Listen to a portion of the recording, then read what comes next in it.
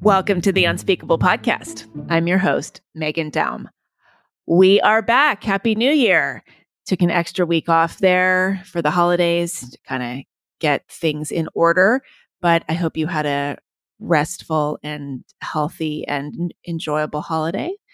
And here we are. I'm going to tell you about my guests in a second. They're Bridget Phetasy and Jeren Montgomery.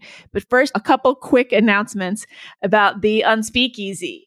As you know, this is my new Heterodox women's community. Lots of big things coming up in 2023. We are going to be unrolling the online community later this month, hopefully. And most excitingly of all, we're going to have hopefully 5 retreats, 5 in-person retreats, various places in the country. 2 of them have been planned, have been decided. I'm going to tell you about them right now. The first one I may have mentioned before, but I'll remind you, is in Los Angeles. That is February 18th and 19th. That's a weekend retreat and it's daytime only. So that's a little bit different than most of them. And it is almost sold out. But if you are interested, go to theunspeakeasy.com and find out about it, request information, and I will tell you about it. The second retreat, and I am hereby announcing this, you heard it here first, will be in the Seattle area in April 17th through 20th.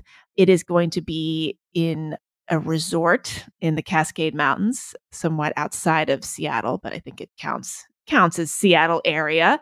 And we're going to have a very special guest speaker, no other than Katie Herzog, famed co-host of the Blocked and Reported podcast. She's going to be joining us as a guest speaker during that time. And we are going to do our usual thing, discussions, sharing stories, me talking about things you may have heard here and elsewhere. It's going to be amazing. And as always, the retreats are off the record. I'm not going to tell you too much about them right here, but it's a really special thing. So if you are interested in either of those, go to theunspeakeasy.com, request information. I don't really publish specific information about the retreats online, but if you get in touch with me, I will forward you the relevant details. Okay, my guests are Bridget Phetasy and Jeren Montgomery. Bridget is coming on The Unspeakable for the 3rd time, I think. She is a very prominent podcaster and writer in the Heterodox, or as she likes to call it, politically homeless space. She hosts the popular YouTube show Dumpster Fire, as well as the interview podcast Walk-Ins Welcome. She's also a columnist for The Spectator and writes regularly on her Substack. Jeren is a family therapist and also Bridget's husband.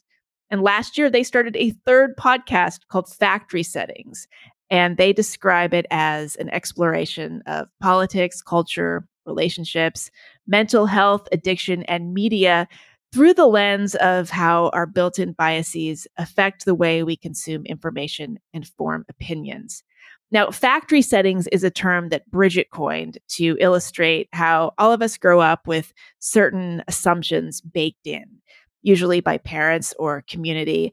And I wanted to have her and Jeren on to talk about the impact of their own settings on their relationship. They come from notably different backgrounds and what they've discovered in the process of developing this podcast. They also talk a lot about sobriety. They met in recovery and how that lens affects their experiences of the culture wars that Bridget has been covering for so long, and also the people that Jeren works with as a counselor. Minor thing here, but for what it's worth, I'll say that about halfway through the interview, there's a reference to Andrew Tate, the social media influencer, whoever he is, who's been in the news lately. When we recorded this conversation back in mid-December, we were only dimly aware of who he was. I'm still only dimly aware, mercifully. But in case you're wondering why that name check went by without much comment, that's why. No big deal. Anyway, this is a really great conversation. So here it is. Bridget Phetasy and Jeren Montgomery, welcome to The Unspeakable. Thank you for having us. Yeah, thank you so much for having us. Bridget, welcome back. I think this is your 3rd time on the podcast. You're a 3-timer. I love it. 3 I love times. your podcast. Yeah. you're in a very elite group. Ooh. Well, I'm really excited to have both of you. I've been listening to your new podcast. First of all, how many podcasts do you have now, Bridget? 3, 4? I have a podcast addiction. I think technically it's 3. Is the third one? Factory settings. Oh, dumpster fire. Well, you have you have Walk-ins Welcome, and you have Dumpster Fire, which that's not a podcast per se. It's a YouTube. Weirdly, it's show? a YouTube show, but weirdly, a lot of people download it and just listen to the audio.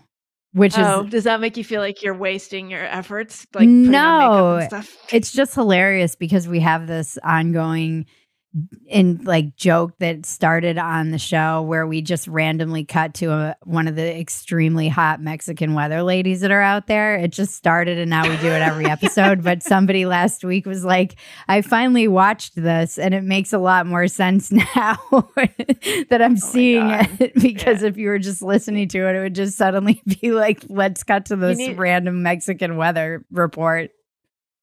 You need to have those things where you have a voice describe what it looks like on the screen. Apparently, this is the new thing for the blind. Right. Like people, when they go up on stage to give a talk or something, they describe their outfit.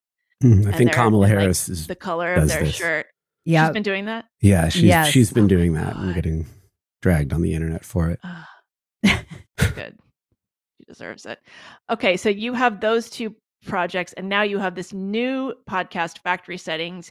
It's just incredible the amount of content that one is expected to put out, but maybe we'll get to that, because you talk about addiction and recovery, and I feel like there might be some overlap between that, people who are maybe in that space or prone to addiction, and people who are putting out content. Maybe. I just thought of this right now.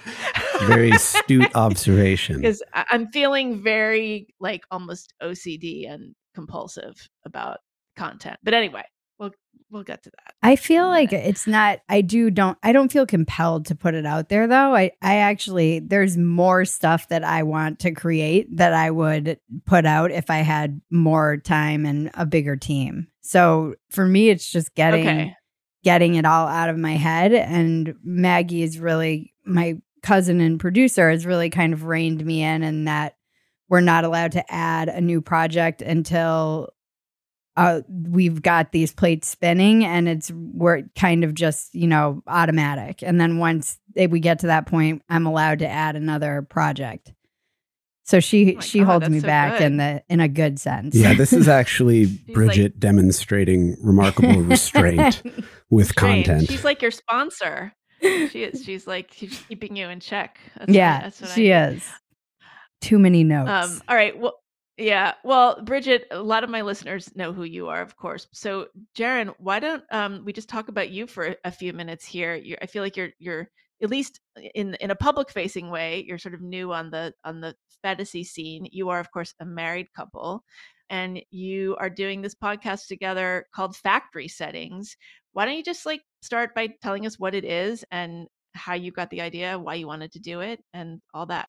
Yeah, of course. Factory settings was a term Bridget actually coined several years ago in an article that she wrote about the sort of default settings we grow up with that are instilled in us throughout childhood, based on socioeconomic factors, parental figures in our life, education, all these things that sort of build in these defaults for us. She's a Red Sox fan. I'm a Yankees fan, things like that. And you can expand it to all sorts of different areas.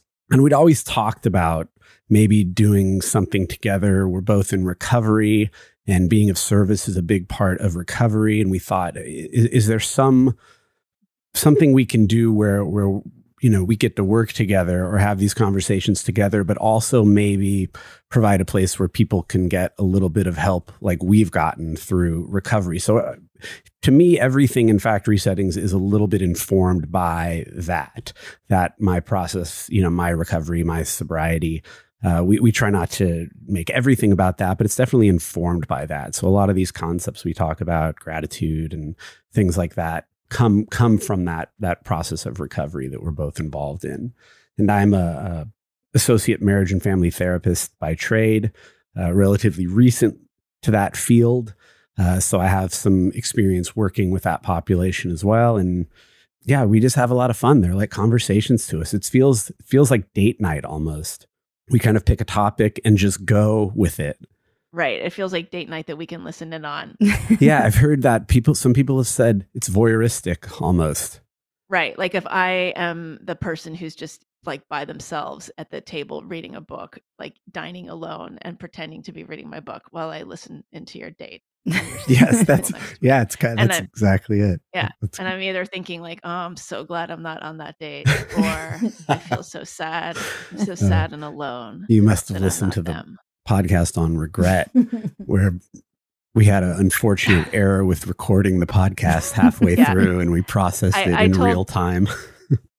I told Bridget, I actually, I related to that so much. I was like practically in tears and having like an allergic reaction when I heard that, because anybody who has ever had to use Zencaster or any of the podcasting software has had this experience. It's devastating. Okay, so you guys actually met in recovery, which first of all you're not supposed to do. So you're already bad right there. Can you explain what you did, why you did such a thing? I know your story, but I'll let you tell it. Yeah, no, I know. It is frowned upon or discouraged within the program to date, usually with the caveat within the first year, right? There's a lot of boy meets girl. And there's a ton of that. Babies in recovery. Where else are you going to meet people? Yeah. It's not, you can't go to a bar. Yeah. Yeah. So there is that. Now, we met when I was very early in recovery.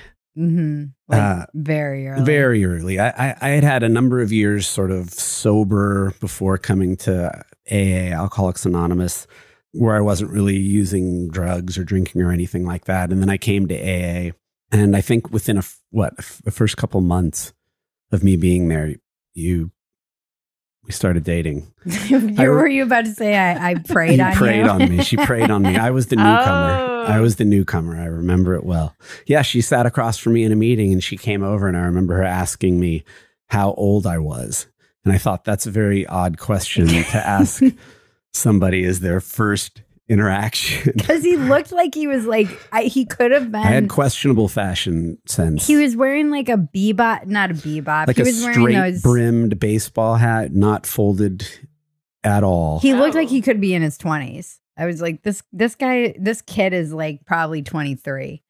That's why I asked. And but you wanted to date him? So I didn't think to ask how many days have you been sober, because I hadn't been going to that meeting for a while, and I thought he seemed so much more sober than most people at his 60 days in or whatever. I was a mess. I was crying, making plans to go to Hawaii. I was always threatening to relapse. I was like a disaster. And he was like, I've got my routine. I was glad to be sober and a part of AA. Yeah. He was really, really had it together for somebody who was newly sober. So it didn't even occur to me that he was not age appropriate in that respect, meaning how long he had been sober. Okay. And how old were you really? What was I, 43? Yep. 42? Wow. But you looked 23. He looked like it in his 20s. I definitely look much younger, especially if you put a baseball hat on me. I'll probably could get away with early 30s. I was 38. Yeah. So yeah, I was, I'm not about to like, even if he had been 30, it still would have been a little bit too much of an age difference for me to. But that's a great age difference that you have. That's perfect. Yeah, we're 4 years. Yeah, that's a nice that does. Age difference. It feels really good. That feels like a good one, a good age difference. And yeah. We dated for a little while and then broke up. I could never really get good with the fact that I felt like I was taking something from him that I had, which was my first year without men and just able to focus on myself. And I felt like I was depriving him of that, which I thought was so important to my sobriety. And then there's always the fear that, you become their quote unquote higher power when in early sobriety. They'll just replace the drugs that they're giving up with a person. That's not what you look for in a man. That's like, isn't that a perfect relationship? You're their Not higher anymore. power. They're just worshiping you. She's absolutely right about that, though, and I give her so much credit for being able to walk away from that relationship, because there were so many positives when it came to shared values and chemistry and a lot of things we were looking for, but I would not have been able to make that decision at that point in my sobriety where I could have left. I would have insisted upon trying to find a way to work it out or get through it, when in reality the timing was just not right. It just wasn't there. And then I gave him a coin that said "True love waits," and then I broke up with him. And then she broke up with me. Wah, wah. Oh yeah.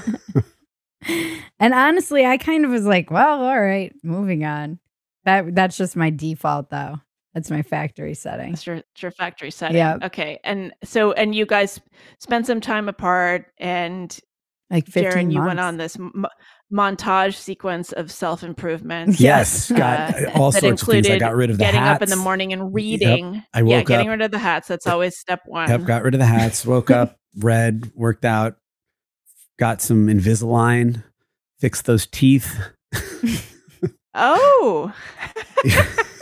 Did you get new glasses? I don't know if you wear glasses, but I feel like, especially for men, eyeglasses, that's part of the makeover that women always give them. You got to get new glasses. I do wear glasses, but I also have a bit of a glass fetish or obsession. So I have lots. I'm always getting new glasses. I love frames. I've worn glasses forever. So yeah, I'm sure there was some in there. Yeah. Okay. I was waiting so for my you straighten moment. your teeth. He grew a beard. Grew a beard. You got well read. Got well read. Okay. Got swole. Not really swole, but got in shape a little more, and just You did buff up quite a bit.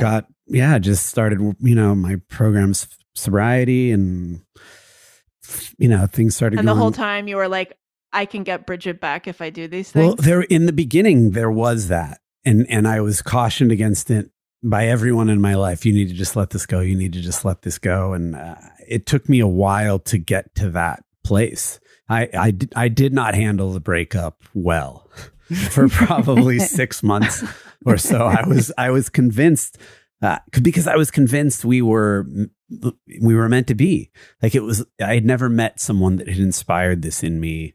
And I've had a number of relationships, some long term. I'd been married before, but this felt completely unique. And so I really spent a lot of time, in therapy and doing, other work. Is this what I think it is, or am I just crazy? And I got to the point where I had to say it doesn't matter, because she's not here and she's not interested.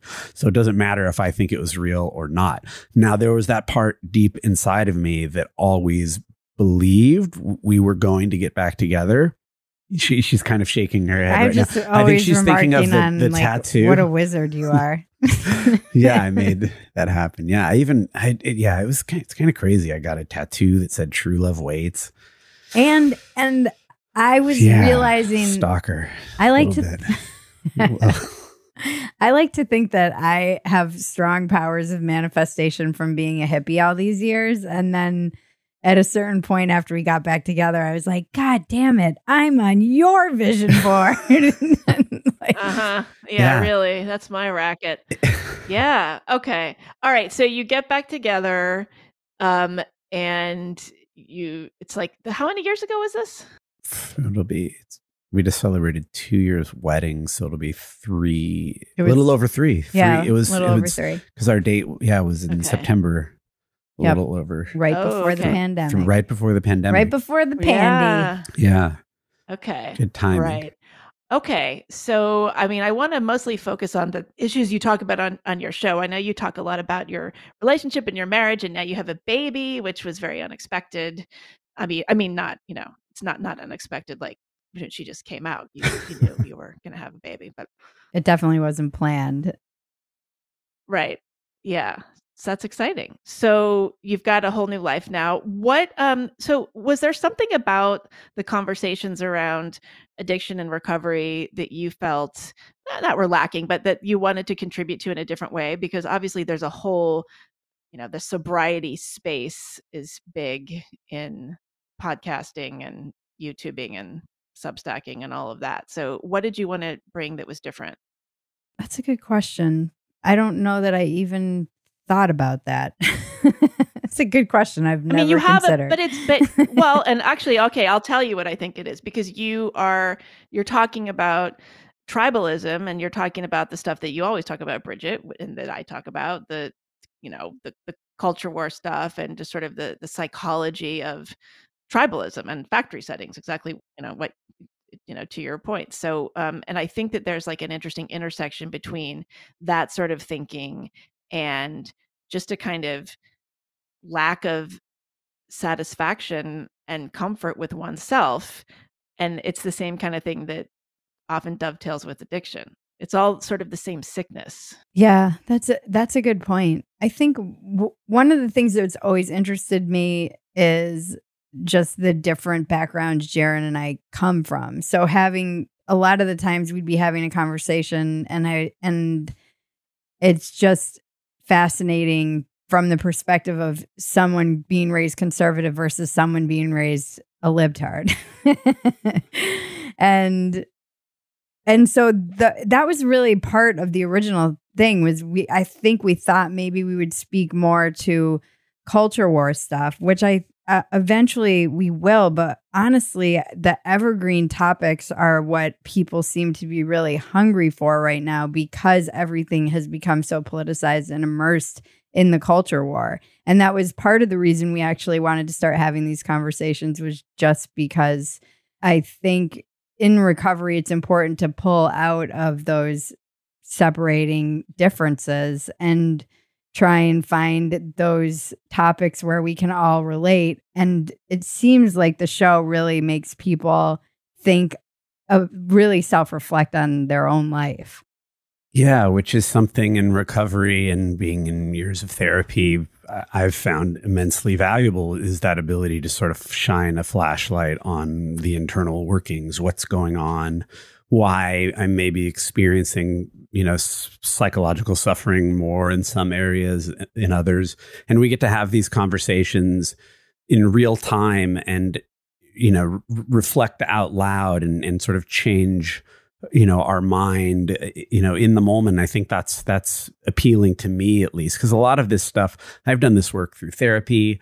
I am a therapist. I'm in AA, but still, some of the stuff we talk about, it's almost the first time I'm speaking it aloud or trying to really form it into a long form, coherent sentence. And what comes up for that is really fascinating to me, to be able to explore that with Bridget, who I find so fascinating. Just to talk to. Yeah, there's so much discussion about people's increased drinking, for instance, during the pandemic. Mm-hmm. Like, it seems like people got more and more obsessed with politics and feeling alienated from their friends and just like overwhelmed and angry all the time. And they also started drinking, among other things. And so I wonder if that's like something that you've talked about a lot between the two of you, or does that come up in meetings? Like, is that a sort of a big kind of part of your kind of larger picture of discussion? I love talking about, we always joke we could talk about recovery all day, but I always try to come from the space of, we also don't have any answers. I think that both of us really have been through a lot of depression, anxiety, addiction, a lot of the things that we're seeing with the younger population. And one of the things that fascinates me is this obsession we have with mental health. It seems like there's a lot of lip service paid to mental health, and everybody actually seems to be going crazier. So I'm fascinated with what that like disconnect is, why people seem to, there's so much therapeutic language just in society now. I know you experience this, probably. You work with a young population, Jeren. Yeah, the language has definitely changed. What a decade or two or three ago would only be used in therapy is now common usage. Things like trauma and being triggered and stuff like that.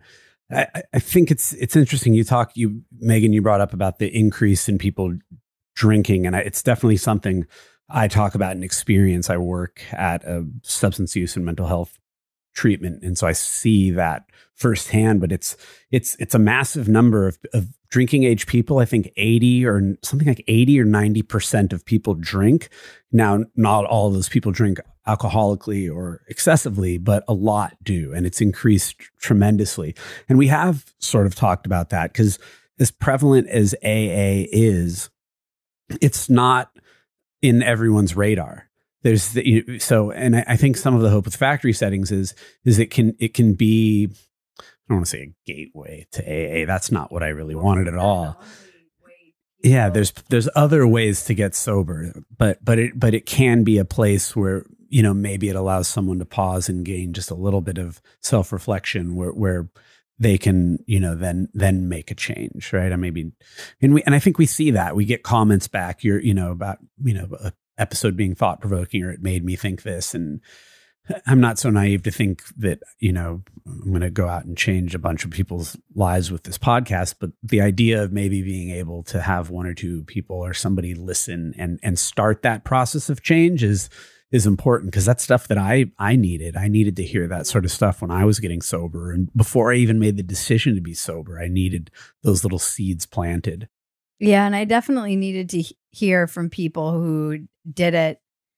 I needed to just hear people's stories of how messed up they were and then how they did it. How do I do it? How do I do it? I'm living the way I'm living. Sick and tired of being sick and tired. Yeah. I don't want to feel this way anymore. Tell me what to do. It's funny that you say that people are not as aware of AA as we might think, because I always think of AA as just being omnipresent. Like that is the factory setting of recovery. And I know that now there's like all this other stuff, recovery, sober coaches, for instance, and there's a whole kind of sober curiosity movement that like is for people who often, not always, but often like felt kind of alienated from AA because it was like really either they couldn't get with the God stuff, or it was like, I was so fucked up. This is so hardcore. You have to give everything over.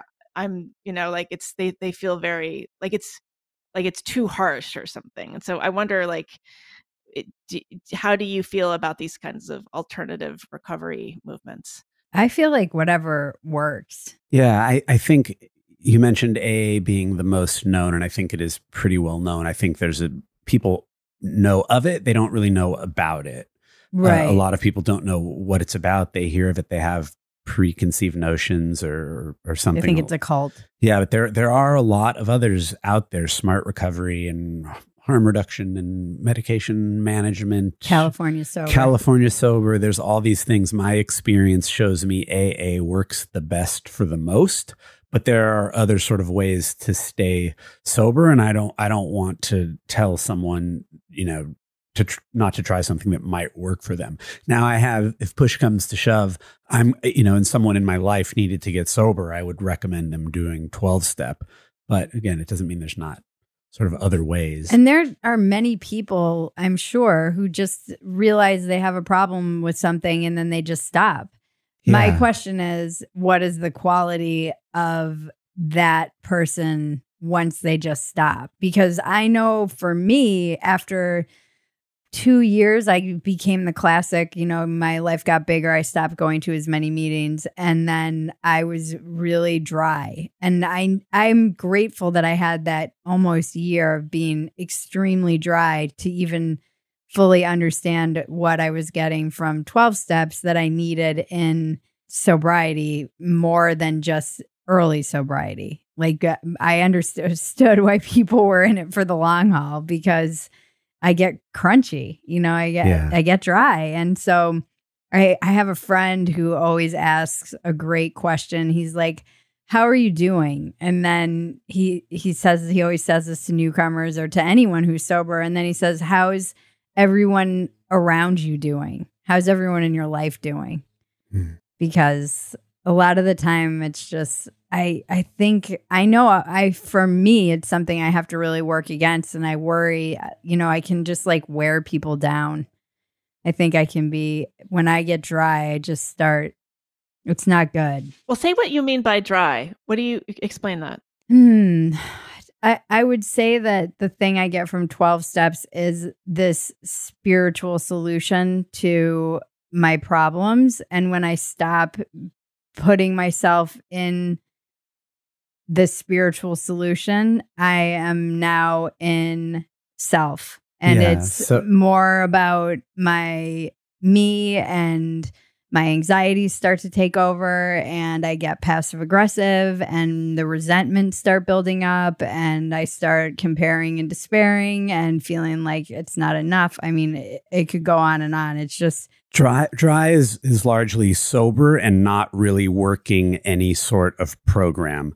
Now, that might look differently. Like if you used, AA and meditation and exercise and eating right and all these things to get sober, and you do therapy and you sort of stop doing some of that stuff and become restless or discontent or irritable, that would be dry, right? When you're sober and you're not working your program. Yeah, you're not really emotionally sober. You're just not drinking. You're just not drinking. But you're still an asshole. That's the state you had been in, Jeren, before you came to AA, because you said you had not been drinking for a couple of years. I had 5 years of what would be considered dry time. So I was not using, I was not drinking, and I was not working a program, and it sort of spiraled into a really dark depression, actually. And on the heels of that, I scheduled a surgery. I was prescribed pain pills and abused those. And that time, that brief period where I was abusing the pain pills is when I made that call to action. When, okay, I need help. I need to tell some people I need help. And I have a family member who's in the program, and they got me in AA, and I've been there ever since. Right. So we know a little bit about Bridget's background. Why don't you just talk a bit about yours? I know you've said that addiction was an unlikely path for you. At least it had seemed that way. You weren't like the stereotypical kid that gets into this. Yeah, no, I had an upper middle class family. My father worked really hard and did really well. I remember my mom drinking pretty heavily as a kid. But I remember going, that's never going to be me. I'm not going to drink. I've kind of seen what it has done to my mom. And I think my dad drank heavily for a while, and I was very turned off by how they acted when they drank. So I remember going, I'll never be an alcoholic. But no one told me about all the other stuff. Like I was completely naive to, cocaine or crystal meth or heroin or really any of this stuff. And when those came around, I was very susceptible to them because I was sort of an anxious child, prone to escapism and isolation and flights of fantasy. And when I discovered uppers, that really was the solution for me. It made me, more outgoing and better looking and charming and more intelligent. All these things that I thought the drug did for me. Then. But yeah, it was I don't think you would have looked back at my childhood and pegged me as maybe someone who goes down that road. Because it wasn't really in my family. Yeah, I said my mom and stuff drank, but I don't have any aunts and uncles that were alcoholic or. But two parents that are drinking a lot. But when did she stop? She stopped decades ago. She drank. My mom drank very heavily when my parents got divorced when I was right around 10. And she drank heavily for a number of years, but she sent me to live with my father when I was 16 because I just stopped going to school. And so she sent me to live with him. Mm-hmm. She probably drank for a few more years after that and then just stopped when I was in my 20s probably. And maybe now she has half a glass of champagne every couple of years. She became Martha Stewart. Yeah. Basically, my mom. So, but Bridget, you've also talked about how you, like, when you were a kid, you were like, I will never drink. You were like a really good kid for a long time. Yeah. I think Jeren and I actually share that.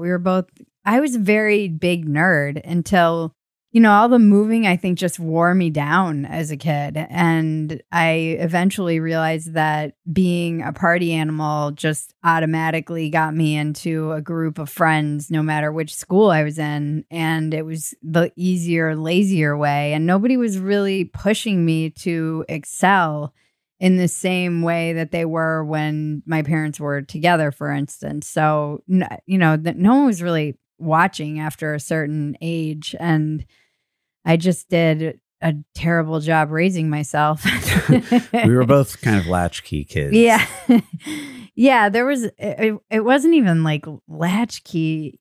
And it was in a sense, but I came just home to kind of chaos. So there was someone home. It just wasn't not necessarily present. And I definitely had such high expectations for myself, being the oldest of 5. And I was a really great student. I think Jeren was as well. And then once I started slipping, and it's so funny, I've been thinking a lot about this lately, how all or nothing or black or white thinking I have had even since I was young, because even when I stopped getting straight A's, I was like, well, I might as well just fail out. And I almost failed out. One or the other. Yeah. But that was, I had started drinking at that point, but I see how that was playing out even when I was like a teenager. Yeah. You can see how that can happen. But the binary exists for a reason. Yeah, but it's so sad. Like, I hear young people now and they're like, I gave up on myself so many times because I basically told myself I was too old. And this is part of the reason that Jeren and I really wanted to start this podcast, is because we're both such late bloomers. And I want people to feel hope, like it's not all over if they're in rehab at 23. I was in rehab the first time at 19, and I was like, well, I guess my life is over. Yeah. 19. Yeah, it's amazing. God. Yeah. I was told in treatment when I got sober, before I met Bridget, I had done a small stint in a treatment to help me get sober. And I was told in that treatment center by my therapist there that I was too old to become a therapist, because I made the decision to go back to grad school when I got sober and become a therapist when I got sober. And How old were you? I was 42. Yeah. I mean, you're too old to like go to medical school, probably, or but maybe 8 years is maybe a little bit too many. But grad school, it's 2 years. 2 years. No, that's fine, please. Oh my God. Yeah. But that's my therapist. Maybe she meant you were too old, like you wouldn't be able to stand the youth. Like you were just you were the wrong generation. My grad school experience was hilarious. But I didn't really come into my own until, my 40s, for sure. My 20s and 30s were largely a disaster. Yeah. I want to hear about the kinds of clients you work with, Jeren. You say you work with young people. Are we talking about like teenagers? Who's your client base? Yeah. So without getting into too many specifics, I work with a lot of men of all ages, like 18 to 65 in substance use and mental health. And I also help with a teen program. So where I work has a teen track, like an after school teen track, 5 days a week from say 4 to 7. And that's anywhere from 13 to 17. And that's all genders. That's men and women. And it's mostly mental health issues. It's not primarily substance abuse. And is this through like the school or what? No, it's through private. It's mostly through private pay or insurance. They're looking for help. So they come. Yeah, they're coming from residential, or they're trying therapy for the first time. You see so many young men and women, teenagers, really struggled through the pandemic. So we're seeing a lot of people that this is actually their first exposure to the therapeutic world. They're getting the parents feel overwhelmed, and so they're getting a primary therapist, and then they come and they do group therapy as well. And I'm one of the therapists that sees them individually and then runs groups for teens. Okay. So what kinds of issues are you seeing? I mean, you see the whole sort of spectrum. It's primarily depression, anxiety, and then, you see a lot of eating disorder stuff, though we're not a eating disorder clinic. We see a lot of people still struggling with that. But yeah, primarily anxiety, depression, self-harm. You name it, we've sort of seen it, but I think if I had to just say the two big ones are anxiety, depression, So much of a lot of it's just from not being able to socialize for 2 years. They were kept in masks and kept home from school for 2 years. And just at a point where you're kind of learning how to interact with people in public and gain some autonomy and do these things. And then they had that taken back. And their development's been stunted almost in a way. And so they don't have any tools to cope with these feelings of anxiety that come up when they're trying to interact with people. It's sad. It's when I think about it that, what a lot of these kids had to go through. We're going to pause here for a short message from me. Are you appreciating this conversation and wishing there were more like it out there? Well, there are lots more right here. I've been doing this show every week for more than 2 years, and I pretty much do it all by myself. I'm not affiliated with any institution, media company, or secret investment cabal. I do it because I love it. And if you love it, or even like it, I hope you'll consider supporting it in any way that makes sense for you. The old way of doing that was through Patreon. Now listeners support the podcast through my Substack page, megandaum.substack.com. You can subscribe for free, or you can become a paid subscriber for as little as $7 a month. That gets you extras related to The Unspeakable. Things like early and ad-free access to the show, access to bonus content, and the opportunity to leave comments. If you join at the founding member level, you can join us every month on Zoom, where a bunch of us get together and talk about recent episodes. Best of all, if you become a paying subscriber at any level, you'll never have to hear this message again. So go to megandaum.substack.com. That's MEGHANDAUM, and join our community on the level that's right for you. And honestly, just telling people about the podcast, sharing it with friends, spreading the word means more to me than anything. So thank you for listening to the show, for making The Unspeakable worth speaking about. And with that, back to the interview. Are you seeing eating disorders in boys as well? Is that what you're saying? Not as much, but yes, it's definitely more prevalent in women, but you see it in men as well. And are you seeing the kinds of things that we're talking more and more about, just a sort of crisis among boys and men? Like, I'm sure you're familiar with the details of this. I've read all of our podcasts. I've Jordan looked at Peterson the war crowd. on boys, and I've read the Richard Reeves book of Boys and Men. And then these are Christina serious Hoff people talking about Summers this has stuff. written about it. I've read some of that stuff, and I'm not seeing it as much, but because I'd say we probably get more women teen clients, but we have had a few of the men, but I'm seeing it actually through the lens of a lot of the women that come into our program and how they talk about men, if that makes sense. That's interesting. How they talk about, their, either jerks or being belittled or emasculated. So it's more secondhand information I'm getting about the men, because it does tend to skew a lot towards women.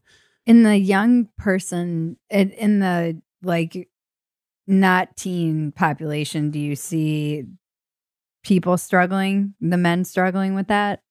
Not as much as I would have thought, because I'm very online. So I'm that space, those books we talked about, and the Jordan Peterson stuff. I see. Jeren was an incel. I was at voluntary cell. Voluntary cell. He was a vol cell. A vol cell. A vol cell. Yeah, that can be. Fall cell. It's a new thing. You're like a monk. Say you were just meditating. Yeah, for 5 years or so. I mean, there's like a cool way of being a celibate, right? I think as long as you say it's a prolonged. It's a choice. Yeah, and as long as people know that it's a choice, right? You've got to know. Right. It's a choice. I could have had sex at any time. That's right. That's why it's weird that everyone adopts the incel. Is like they wear that as why. That's weird to admit. It involves you have no choice because it's involuntary. So but it's tough. Of course, community. it's a choice. Yeah. I mean, it's not. It's ultimately a choice. But okay, so this is fascinating because you're not seeing these guys saying, I can't get a girlfriend, or these women are so mean, screw them. Some of this might be that we're we're doing a lot of triage. We're looking at a lot of people in the acute stages of sobriety and recovery.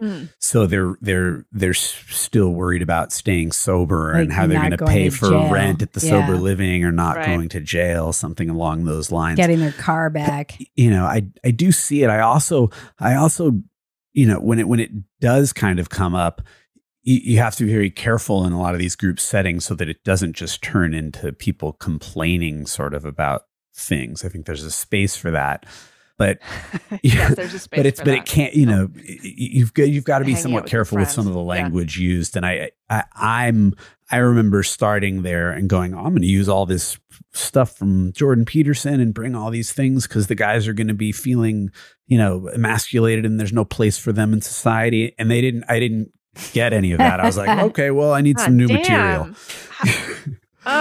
Yeah, so it's pivoted. Oh, you'll get there one day. Yeah. Yeah, that's a bummer. I see it. It's just sort of more isolated. they're not bonding over this, feelings of like they're being left out of society because they're, like I'm a white man, I can't get a job. I just don't see it in my everyday job, at least. But it's there. It's there. Bridget, do you have thoughts about this whole sort of line of thinking, this whole line of inquiry?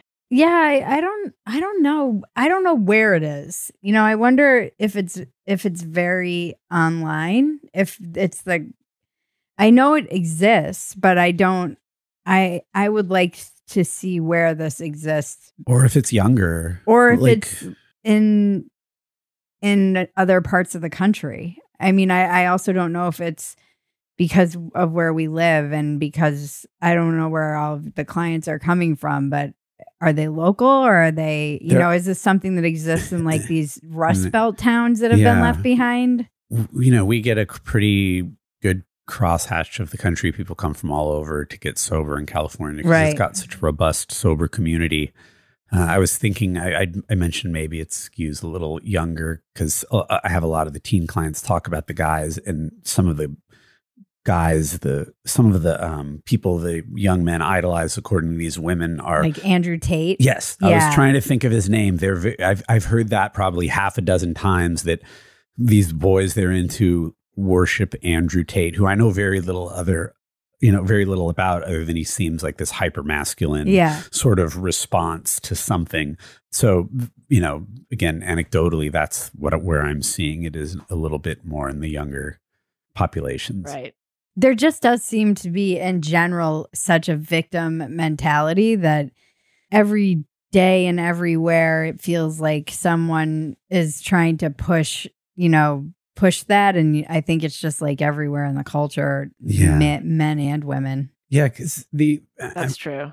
I'm thinking in the groups that I run for the older clients, there isn't a discussion about pronouns or gender or that stuff does not come up. But with the teen clients, that stuff always comes up. It's always around the peripheries of the conversation where they're talking about pronouns or I'm dating someone who's trans and this or that. Like, so I feel like that's, where it's more likely to show up right now. And how do they feel about that? Is it just a matter of course? Like they're fine with the pronoun thing? It's just part of their lives? Yeah. Every once in a while, there's, one or two that might push back a little in private, but not in front of the group. They're all kind of on board with it.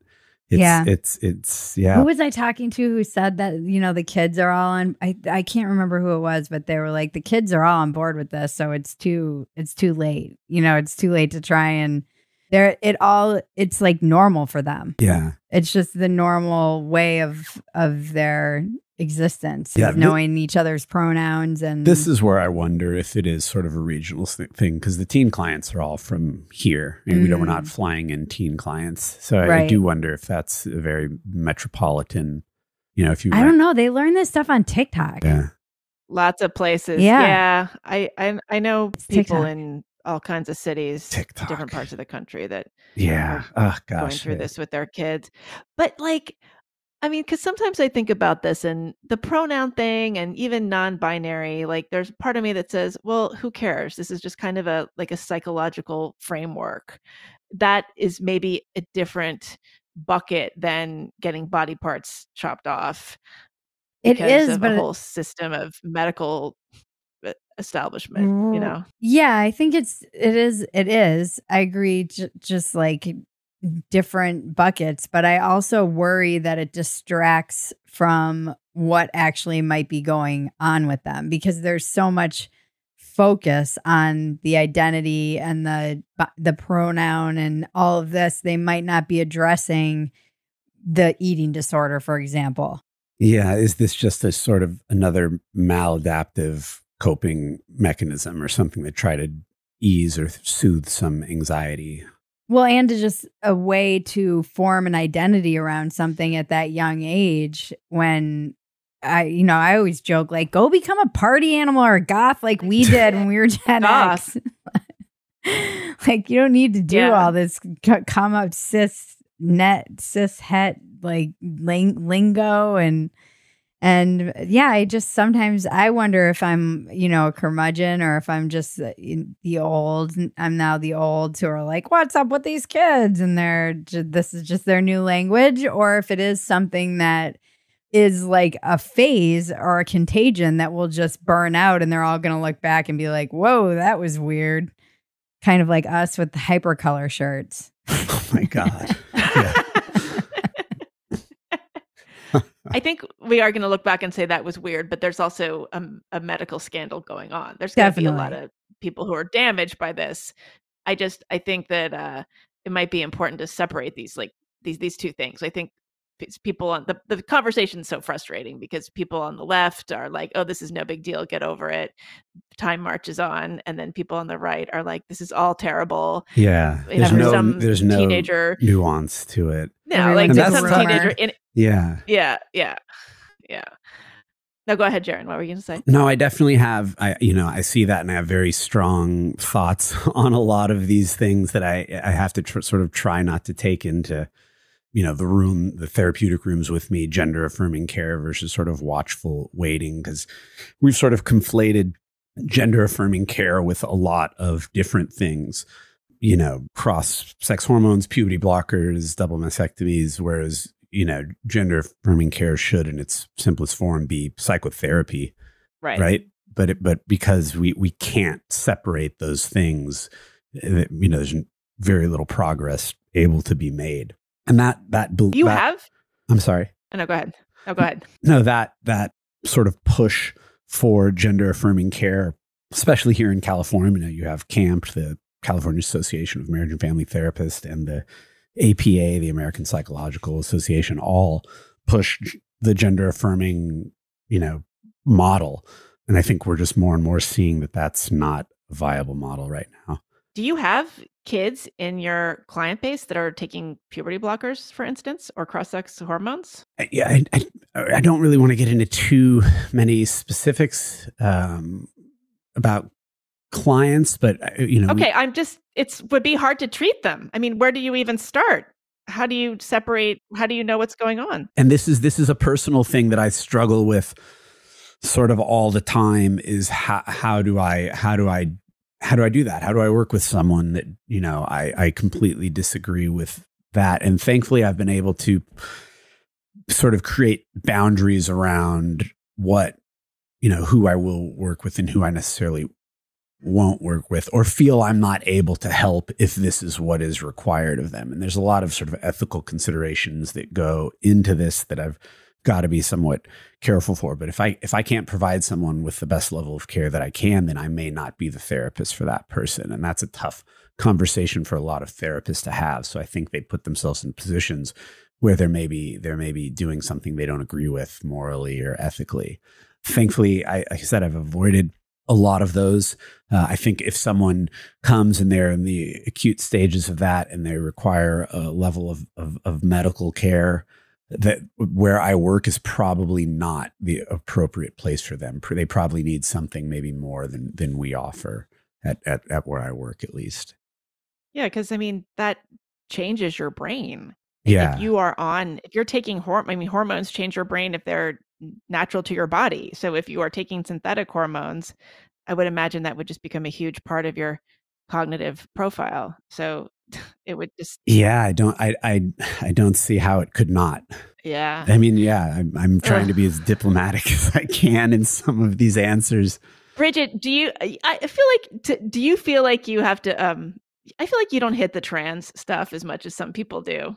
I find it so fascinating as a topic that I have to rein myself in because I do. I just do on Dumpster Fire. Oh, okay. Yeah, so, it's pretty prevalent on Dumpster Fire. I mean, in and out, we go through phases depending on what's in the news, but I don't hit it that hard. And I have on the podcast just by virtue of the people that I've had on the show, Buck Angel, Blair White, detransitioners. You know, I think that I do it. I try to do it in a way that is more productive for me. Then I'm not going to like fight with people online about this stuff. I just don't find it productive. Some people find it very productive. Some people know that kind of public fight generates lots of subscribers for their Substack, and that works for them. I don't like to kick a hornet's nest to generate subscribers. It's probably why I'm not, a millionaire. But I just don't. I don't want to do that. I've had those years where I was like battling on Twitter, and it's so, my time can be spent so many other places. And now, especially having a daughter, it doesn't bring out the best of me. And I think that I do go after it. I try to make light of it. It's a lot of the time it will end up in Breaking Bridget when there's something that's just ridiculous and insane. I do worry because I have so many friends now who are dealing with this with their kids. It's crazy. It is great for people to be like, this isn't a contagion. It's so dishonest. How can you, a person who grew up when you grew up and maybe never knew a single trans kid in your entire life, be like, oh, my child and all their friends are non-binary and trans, and that's not a contagion. Right. It's just a natural occurrence. It's just natural. They're free to come out. Right. And if it's because everybody's now free to come out, how come middle-aged people aren't coming out? Yeah. These are very specific populations where you're seeing this. Yeah. This is not left-handedness. It's commonly compared or red-hairedness. That's the other one. Yeah, as common as red hair. I want to make sure, we talk enough about your podcast. So like, how do you come up with your ideas? Do you prepare? Is it just like an extension of your pillow talk? Like how do you kind of organize factory settings? Yeah, we do a little bit of preparation. I'll read or research some articles, or I have things that I'll get together on a subject. It's very organic though. If you've listened to the podcast, we joke about having the whiteboard because as we talk, things come up and we just add them to this list. So we have this shared notes document where we're constantly just adding things to and editing to things that are important to us, because there is that feeling that if we're excited or passionate or really looking forward to talk about something, that'll be translated into the podcast. She mentioned earlier that we were going to be much more topical, or we thought we were going to get more into politics and the cultural wars, and it kind of organically has become a little bit more of a lifestyle podcast. Yeah. We kind of joke. Yeah.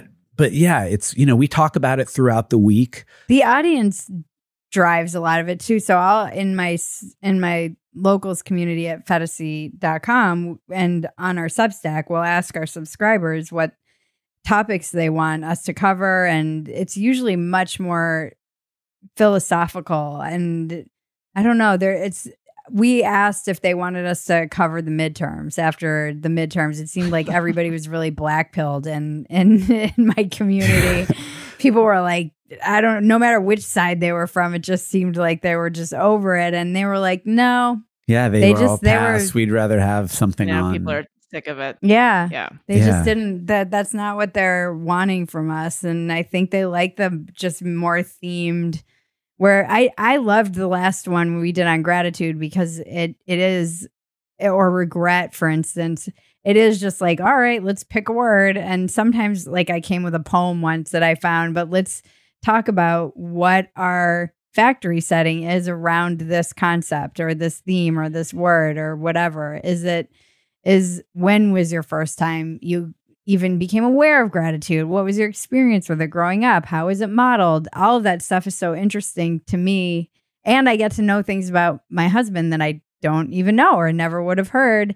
And I know. Do you really not know these things? No, I you're don't. Asking him about his life, and I'm like, is that really the first time she's learning this? Yeah, a lot of the time it is, because when do you talk about like gratitude with your partner? And I don't know. It just a lot of the time it's the first time, and I also think like it's always a lot of new things come up for me too. It is a little bit just, I can see why people feel voyeuristic, but often the comments are long notes, people talking about their experience with gratitude. Thank you. This brought this up for me, or this echoes or made sense. I talked a lot about depression and being like high functioning depressive, and people are, thank you. I'd never heard that term, and that describes me. And then here's what it was like for me. I mean, I love that. I love that stuff. I just always think of Jack Kerouac's quote, which really informs most of my writing and most of my work, which is, I have nothing to offer the world but my confusion, or something along those lines. And that really is, I think, at the heart of this show, is trying to untangle.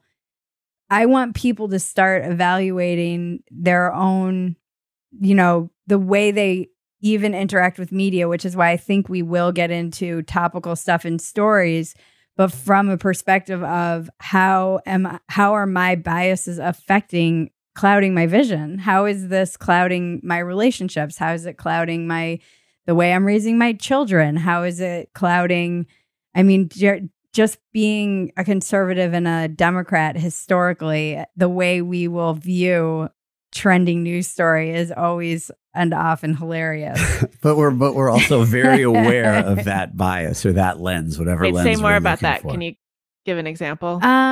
Just the default. I even as far as I've come into the politically homeless space on my own, whatever, like political journey that I've been on, being so lost the past couple of years, my factory setting default is conservatives are pieces of shit, assholes, bad, trying to, destroy and take away women's rights. Like, it's still there. It's still my default.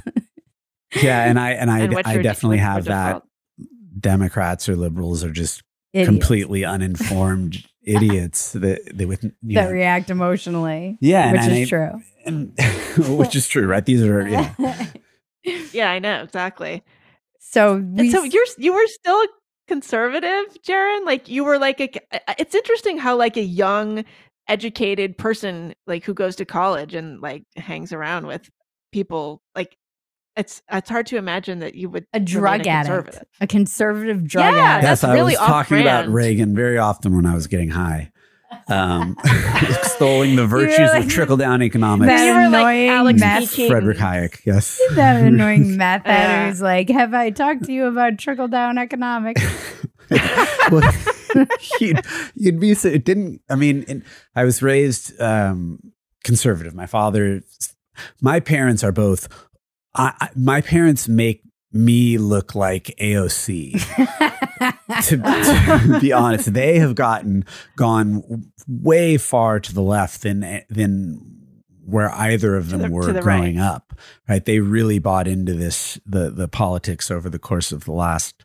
And mine are mad libs. 10 years. So they make me look like Alex Jones. Yeah, they're like, we don't watch Fox anymore because it's not right enough. That's his parents.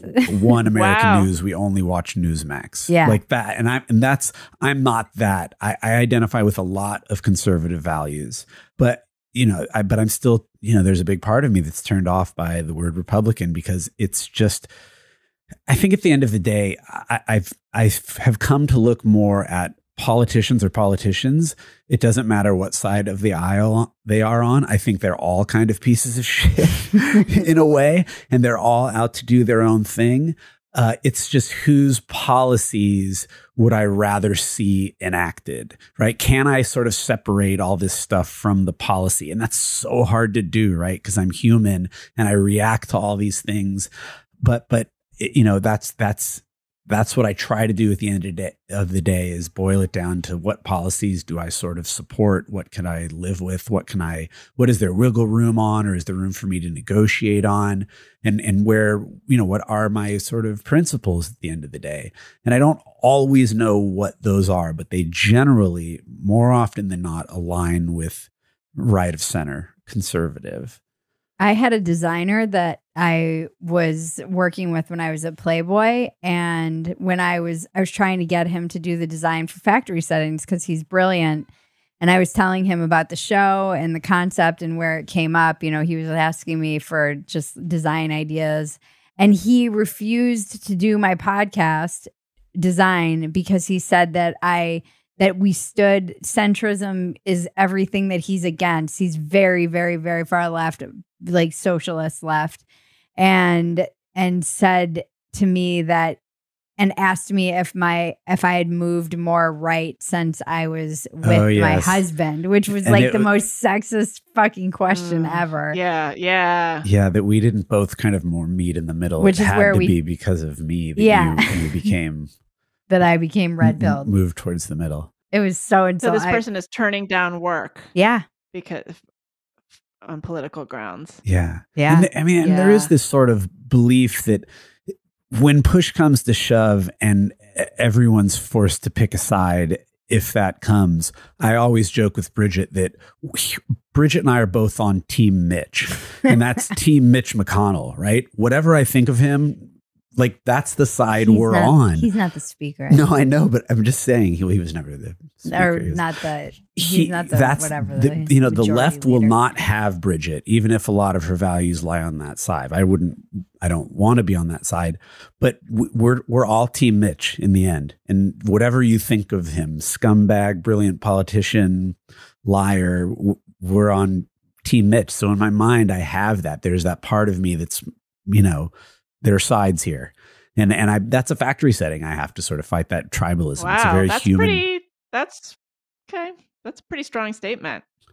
Yeah. You're on Mitch McConnell's side. Well, do I think it's going to... That drives me crazy. Because if you're forced to choose right or left, McConnell's going to be on the right. So I'm going to be with all these people I don't want to be with if I am forced to pick sides. Well, Jeren's point to me is the left wouldn't have me anyway. The left wouldn't have you anyway. They won't even have you. Even if I chose that team, they'd be like, get the fuck out of here, Nazi. Yeah, you're excluded. See, too much. We had to get Nazi in. I am interested in this idea of what is a conservative, because Trump is not a conservative. He's this is the new right, though. This is Michael Malice's whole book, and I think even seeing what's going on with your parents, I'm like, they might be part of the new right. This is the idea that there's a new right wing. But I don't think the right is necessarily conservative. So I'm interested in this idea of having a conservative personality. I think I'm a conservative person personally. Okay. So I don't know how that translates into my politics necessarily, but I definitely don't like it when people don't comport themselves well. Okay? Yeah. So what are those qualities that make you a conservative? I don't like pussy hats. I don't like Pussy Hat March. I don't like people acting out. I don't like people undermining themselves by acting. Well, that too, but I don't like. This was my problem with third and fourth wave feminism. I felt that it undermined feminism. As a feminist, it worried me because I felt like it's this sort of performative kind of. It just felt very juvenile to me, and I really worry. It made me worry for the cause, frankly. What, were you a rebel growing up at all? Or were you a rule follower? No, but I thought, it's funny because I was a rule follower, but then I grew up to be in my writing, I was just totally the opposite of that. I think that I'm very much it's hard to say. I definitely, I have a people pleasing bad habit, but I definitely, I live my life the way I want. I don't I'm kind of against the grain. Like I don't have kids, I'm not married, like I'm not really interested in family life. Like I just have very sort of contrarian personal preferences. But I don't know. I want people to act appropriately. Let's just put it that way. Yeah, I can get on board with that. Let's act appropriately, people. But I don't know if that, I feel like I'm like a personal conservative. Maybe that's what it is. Yeah, that's tough because I mean, I would say just your views on the trans stuff feels like you would be excluded from Team Mitch. The left. Like you would be on Team Mitch by default. I'm definitely as well. excluded. No. How about Mitt Romney? Can we say Team Mitt? Well, I mean, Mitch. if we can admit that they're both on the same team, Mitch, but that's the point is that Mitch, a lot of, you might find him revolting and I, or you might find him an amazing, shrewd politician, but you like these are the people you're going to be on the same team with, whether it's right or left, you're going to be on team. See, I don't want to be on a team. I guess that's the goal. That's the hope is that I don't have to pick sides. I don't want to have to pick sides. You always try and make me pick side though, and you're like, you have the deciding vote, and I'm like, I'll kill myself. Those are hypothetical questions. Because I think those are interesting. That's not an option. He never gives me that option. He said, you have the deciding vote. He's like, you don't understand how this works. And I'm like, then I kill myself. Oh, he's looking for option I don't C. know. I like to be just a solo runner. I don't want to be on a team. Yeah. I mean, I'm registered as an independent. So I don't know if that me too. means anything. That's just, you're a squish. Yeah. I know. I registered as an independent, a long time ago, probably like 2010 or something. So this is something interesting, though, that comes up a lot when we do the letters to the politically homeless. There's a group of people in our community who just absolutely shits on every single one of them as part of the problem. And someone said this letter is a good example of why centrism and these kinds of politically homeless people are a problem, because they don't stand for anything and they don't really even know what they stand for themselves. And I can say I'm pretty guilty of that. But that's the Jack Kerouac principle, what you just said. Yeah. The best you can do is put your confusion out into the world. So I think that that's actually the most honest position. Yeah. How's that for a cop-out? No, I see, and I love this, and I think this should be the principle that most people should be able to adopt. And I feel like in a way there could be the sort of a la carte selection of values where I could pick these that would traditionally be conservative and these that would traditionally be liberal. And then I have these that I don't know about. I may be on the fence about and I haven't figured it out. But things have become so polarized that seems like less of an option now. And a lot of people have embraced that centrism is, are the people that are the problem. Baddies. Are the problem. But they say this on the left too. Centrist. The left will say this. The left too, because because I've heard that that Martin Luther King had a lot to say about centrists and beware the white moderate. Yep. That's right. Yep. Toward the end of his life. So I've heard it from both sides. Yeah. So there you go. How much of a baddie. But you've held the line. We need to. You've held the line. Yeah, you and Joe Rogan. You're not going to bully me. Revive centrism. You're not going to. Remember that book, Feminism is for Everybody? We need to have centrism is for everybody. I love it. I love it. Make centrism sexy again. I like that. Yeah. All right. Well, before I let you go, I want to ask you both something. And, Bridget, you and I have talked about this before, just the endless content that one must create in order to stay afloat in this new world of independent media, podcasting, substacking, YouTubing, all this. Jeren, you're, from what I can tell, pretty new to the media game. I wonder, as somebody who's coming into this in this moment, how does it appear to you? Do you just look at all these people scrambling around and saying holy shit, how does anyone do this? Or does it seem sort of interesting or exciting or manageable to you? Yeah, I think it's the answer probably lies somewhere in the middle. There is an exciting in the middle, in the middle, right? Of course, of course. It's exciting to see all these people be able to put up their ideas and find ways to create content and get it out there that maybe the opportunity wasn't there not that long ago. I go through moments where I feel it's so oversaturated and there's so much, how can it keep going on? But as I've gotten more involved in Bridget's community and the content she's created, those fears or anxieties have become lessened because I believe in what she's doing. I believe that her content's funny. I believe it's helping people. I believe she loves doing it, even when it's when it seems overwhelming or it's too much. She's got this sign that one of the people sent you. What does it say? It's not about you. Yeah, it's not about you. It's kind of a mantra that she goes. Thanks a lot. What?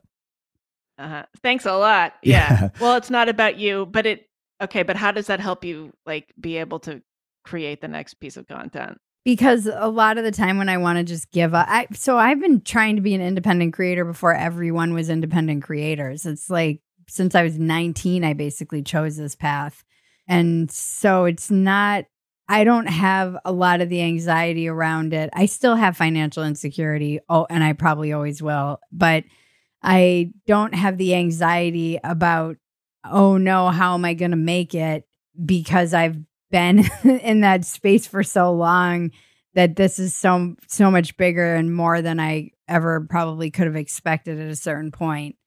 And I'm kind of used to living in that state of uncertainty when it comes to creating content. But I do know that there have definitely been times where I'm like, I'm not doing this anymore for whatever reason, whether it's because I'm being piled on or because I feel like everyone around me is doing better or everyone in this space is a narcissistic sociopath. And what does that mean about me?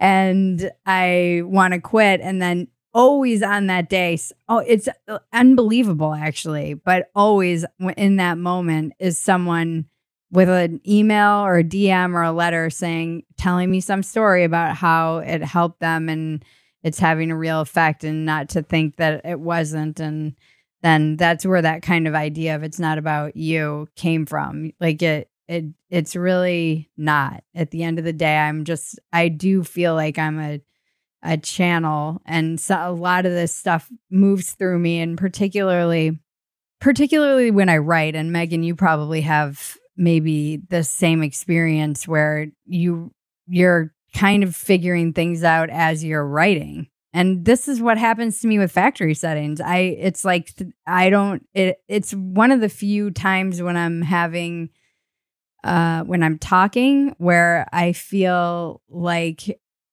I'm working something out in real time in the same way that I do when I'm writing. And I'm always often surprised. And that's trying to stay in love with the process of it and just continuing to show up and be disciplined is really all I can do. And it's like a gift to be able to create something with my husband that I look forward to sitting down and doing the podcast with him. And because we have a daughter now, it does feel like that 1 hour where we get to just, sit down as adults and connect.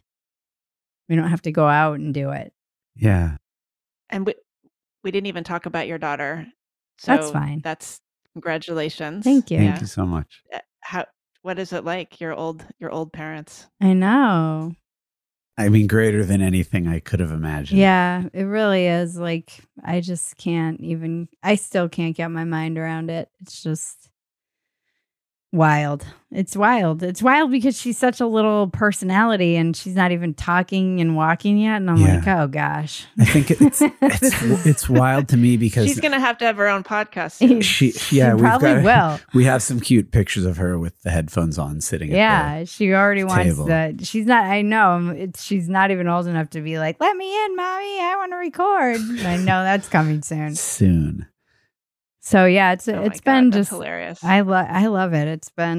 I actually love being a mom so much more than I thought I would love being a mom, which is another thing I'll probably write about, because I am and was so self-centered and such a lone wolf like you, and so just like I looked at people who had kids and I understood. I could conceive of how it would be, but it wonderful, but it seemed like such a thankless job from the outside. It just seemed like a true act of service. Yeah. Neither of us wanted to have kids until we met each other. It was never even a thought. Yeah, I think that's really interesting the way you talk about it. And I'm glad you talk about that so honestly.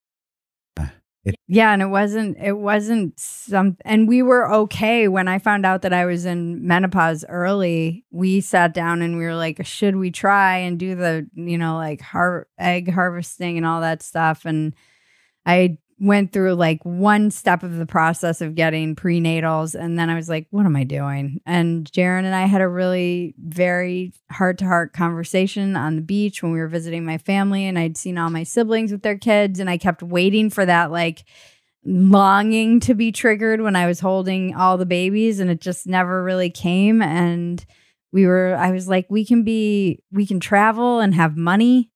Yeah, we will, be the people that take care of everybody else. Yeah, we'll help our parents when they're aging because we won't have kids and they'll be busy with their kids. And I was pregnant the whole time. Wow. Guess that's down the drain. You're not going to be helping anybody. Yeah. So much. Well, we have one. You can still travel with one. Yeah, we have one. One is the new zero. Yeah. One is the new zero. One is that's great. One is goalpost has been moved. Yeah, it's amazing. Yeah. Well, congratulations, and congratulations on the podcast. It's a really nice podcast. I like listening to it. It's super interesting and also kind of soothing in a way. Thank you.